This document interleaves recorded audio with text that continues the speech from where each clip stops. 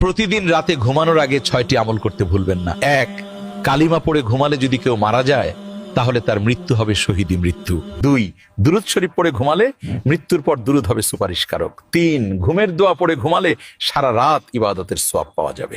4, আয়াতুল কুরসি পড়ে ঘুমালে ফেরেশতারা সারা রাত পাহারা দিবে। 5, 21 বার বিসমিল্লাহির রহমানির রহিম পড়ে ঘুমালে প্রতিটি নিঃশ্বাসের জন্য নেকি লেখা হবে। 6, আস্তাগফিরুল্লাহ আল্লাযী লা ইলাহা ইল্লা হুয়াল কাইয়্যুম আতুবু ইলাইহি 3 বার পড়ে ঘুমালে সকালে নিষ্পাপ হয়ে ঘুম থেকে উঠবে। সবাই এই আমলগুলো করে ঘুমাবো ইনশাআল্লাহ। ভিডিওটি ভালো লাগলে বন্ধুদের সাথে শেয়ার করে দিন।